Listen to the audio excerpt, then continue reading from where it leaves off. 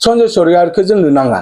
जेबो दाय गैयालासेनो बिथाङा इउपिपिएलनि मानसिखौनो बिप्लब बसुमतारिखौ बिथाङा बुदों जोंहा थाखानाय एमसिएलए सन्जय सरगियारि बिथांखौ आं बुंदों जे बिथांखौ जोंनो नाङा नाङिनि कारन बहुत दङ प्रमोद बर' सरकारखौ बिथाङा फार्स्ट केस होदों इउपिपिएल सरकारखौ केस होदों बिथाङा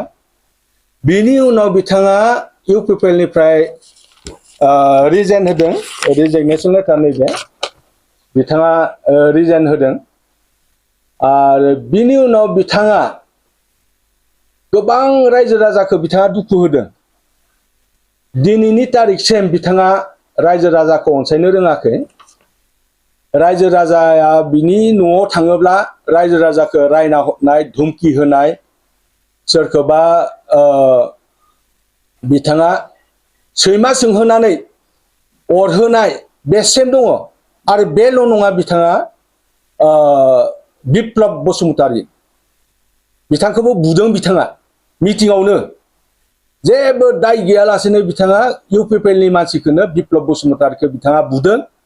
आरो नैबे पारामेडिकेल जितु इन'ग्रेसन खालामनाय दिना नोंथांमोनाबो निश्चय बिखौ मिथिगौ जेसिबि ड्राइभार बिथाङा बुदों आरो बेबायदिनो गोबां मानसि बेबायदिनो रायनाय बुनो नागिरनाय धमकी होनाय बेबायदि बिथांनि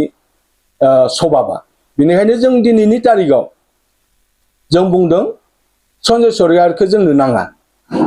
होनना बुंदों जोंनो लकेल सासे मोजां केन्डिडेट जोंनो नांगौ अब्लासो जोङो जोंनि हरिसिंगा समस्तिया उद्धार जागोन बेखौ जों बुंनाय जादों आरो फारसेथिं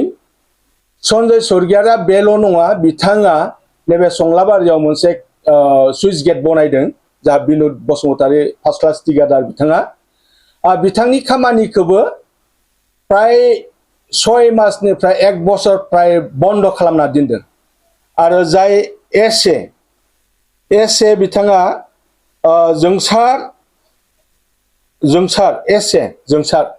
रिजिसनाव मावो बिथाङा जाहारगुरिनि बिथांनि मबाइलखौ बिथाङा सेख'नानै हायाव गारख्रुबदों बेबायदि बिनि केरेक्टारा मोजां नङा तारमाने रायजो राजाफोरखौ दुखु होदों हरिसिंगा समस्तियाव जों बिनिखायनो बुंदों बिथांखौ जोंनो नाङा जोंनो लकेल केन्डिडेट मोजां केन्डिडेट जोंनो नांगौ बेखौ जों बुंनाय जादों आरो बिथांखौ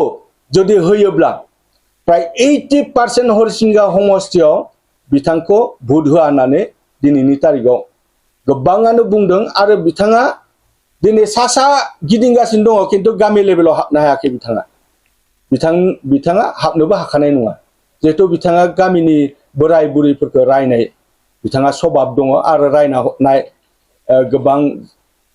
माबा दंखायो दा बे रायजो राजाफ्रा बिथांखौ नेनानै दङ हरिसिंगा समस्तियाव जों बिथांखौ जोंनो नाङा जोंनि लकेलनि जोंनि बे हरिसिंगा समस्तिनि सिङाव थानाय जों बिजाथिखौ जों मोननो थाखाय जों हास्थायो आरो बिथांखौ जोङो 5 बोसोर जों बिथांखौ 5 बोसोर जोङो बे हरिसिंगा समस्तिखौ मोजाङै सामलायथों होननानै जों बिथांनो आखायाव जों गथायना होदोंमोन जों बिथांखौ मोजाङै जोङो आजावना लादोंमोन आरो दिनैनि तारिखआव जों बिथांखौ जोंनि हरिसिंगा समस्तिया जोङो बिथांखौ जोङो हनमानरै जों बिथांखौ बिदाय होगोन तारमाने हरिसिंगानिफ्राय जोंनो नाङा बिथांखौ